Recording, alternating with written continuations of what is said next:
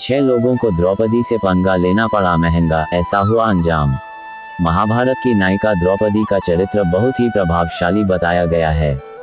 अग्नि से उत्पन्न होने के वजह से द्रौपदी में अग्नि के समान तीव्रता थी। महाभारत में ऐसी कथा मिलती है कि जिसने भी द्रौपदी का अपमान किया उसे अपने प्राण गंवाने पड़े। दरअसल द्रौपदी का जन्म ही बदले का परिणाम माना जाता है। द्रोणाचार्य से बदला लेने के लिए द्रुपद ने दिव्य पुत्र और पुत्री को अग्नि से उत्पन्न किया था। द्रोणाचार्य से बदला लेने के लिए ही द्रौपदी का विवाह पांडवों से हुआ था और द्रौपदी केवल द्रोणाचार्य ही नहीं कई महारथियों के मृत्यु की वजह बनी। महाभारत का खलनायक दुर्योधन जब युधिष्ठिर के राज्याभिषेक के समय इंद्रप्रस्थ पहुंचा, मय दानव द्वारा बनाए गए माया भवन को देखकर दुर्योधन हैरान था। एक जगह वह समतल जगह समझकर पानी में गिर गया। उस समय द्रौपदी ने दुर्योधन पर व्यंग किया और कहा, अंधे का पुत्र अंधा। इस बात से दुर्योधन द्रौपदी पर क्रोधित हो गया। इसी का परिणाम ये हुआ कि जुए में द्रौपदी दांव पर लग गईं। दुर्योधन ने द्रौपदी को अपनी जंघा पर बैठाने के लिए कहा। भीम ने द्रौपदी का बदला लेने के लिए दुर्योधन की जंघा तोड़ने की प्रतिज्ञा ली।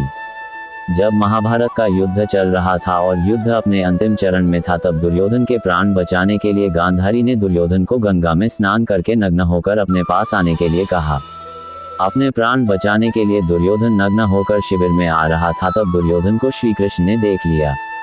श्री कृष्ण के कहने पर दुर्योधन ने कमर में केले के पत्ते बांध लिए। परिणाम ये हुआ कि गांधारी की दृष्टि से दुर्योधन का पूरा शरीर वज्र का हो गया, लेकिन कमर कमजोर रह गया।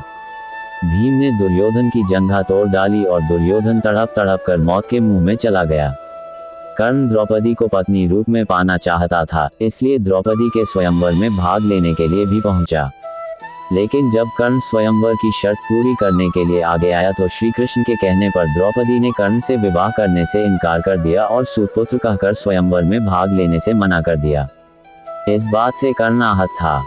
जुए में पांडव जब द्रौपदी को हार गए थे, तब कर्ण ने द्रौपदी का अपमान किया और 5 पतियों वाली वेश्या कह डाला। कर्ण की इस बात से द्रौपदी और अर्जुन कुपित हो गए और कर्ण को महाभारत के युद्ध में अर्जुन के हाथों वीरगति प्राप्त हुई। जुए में कौरवों से हारने के बाद जब पांडव एक के बाद एक अपनी सभी संपत्ति हार रहे थे, तब स्थिति यह आ गई कि युधिष्ठिर ने अपनी पत्नी द्रौपदी को भी दांव पर लगा दिया। पांडव जब द्रौपदी को भी हार गए थे, तब दुर्योधन के कहने पर दुशासन ने द्रौपदी का चीरहरण किया। दुशासन ही था जो द्रौपदी को बाल पकड़कर भरी सभा में खींचकर लाया था और उनका अपमान किया था। द्रौपदी का यह अपमान दुशासन को भारी पड़ गया। द्रौपदी ने प्रतिज्ञा ली कि उनके बाल अब तक खुले रखेगी जब तक उनमें दुशासन की छाती का लहू नहीं लगेगा।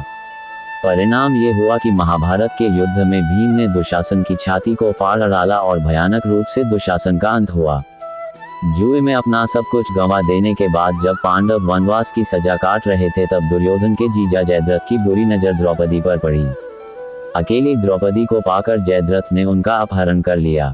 पांडवों ने सही समय पर पहुंचकर द्रौपदी को जयद्रथ से मुक्त करवा लिया। पांडव उसी वक्त जयद्रथ को जान से मार डालना चाहते थे, लेकिन द्रौपदी ने ऐसा नहीं करने दिया। द्रौपदी ने जयद्रथ के सिर के बाल मुंडवाकर 5 चोटियां रखने की सजा दी। इस तरह द्रौपदी ने जयद्रथ को मृत्युदंड से बढ़कर दंड दिया। अश्वत्थामा गुरु द्रोण का पुत्र था। वह पांडवों से वैर भाव रखता था, इसलिए पांडवों के विपक्ष में महाभारत के महायुद्ध में उतरा था। जब महाभारत का युद्ध अंतिम चरण में था, तब अश्वत्थामा कौरवों का सेनापति नियुक्त हुआ था। दुर्योधन के मृत्यु के करीब पहुंच जाने पर बदले की आग में जलता हुआ अश्वत्थामा रात के अंधेरे का फायदा उठाकर पांडवों के शिविर में पहुंच गया। द्रौपदी के 5 पुत्र उस समय शिविर में सो रहे थे। द्रौपदी के 5 पुत्र 5 पांडवों के समान दिखते थे। ऐसे में पांडवों को नींद में समाप्त करने का विचार करके सोते हुए द्रौपदी के 5 पुत्रों को अश्वत्थामा ने मार डाला। द्रौपदी ने सुबह जब इस बात को जाना तो उसने अश्वत्थामा को मृत्युदंड देने के लिए पांडवों को कहा। परिणाम ये हुआ कि अश्वत्थामा के प्राण तो नहीं लिया गया, लेकिन उसके मस्तिष्क पर चमकता चिंतामणि पांडवों ने निकाल लिया और सृष्टि के अंत तक भटकने के लिए छोड़ दिया। कीचक विराटनगर का सेनापति और महारानी सुदेशना का भाई था। कीचक एक बार अपनी बहन सुदेशना से मिलने उसके महल में आया तो उसकी नजर द्रौपदी पर गई। द्रौपदी को देखकर कीचक की नीयत बिगड़ गई और वह द्रौपदी को पाने की कामना करने लगा। कीचक ने अपनी बहन सुदेशना को द्रौपदी को उसके पास भेजने को कहा। कीचक का प्रभाव अधिक था और सेना उसके नियंत्रण में थी, इसलिए रानी सुदेशना ने कीचक के भय से द्रौपदी को कीचक के पास जाने का आदेश दिया। द्रौपदी ने पहले ही कीचक को आगाह कर दिया था कि उससे दूर रहे, लेकिन कीचक को बल का अभिमान हो गया था और उसने द्रौपदी से पंगा ले लिया। परिणाम ये हुआ कि अर्जुन और भीम ने मिलकर कीचक का काम तमाम कर दिया। मेरी यह जानकारी आपको अच्छी लगी हो तो मेरे चैनल को सब्सक्राइब करें, वीडियो को लाइक करें और कमेंट करें। धन्यवाद। राधे राधे।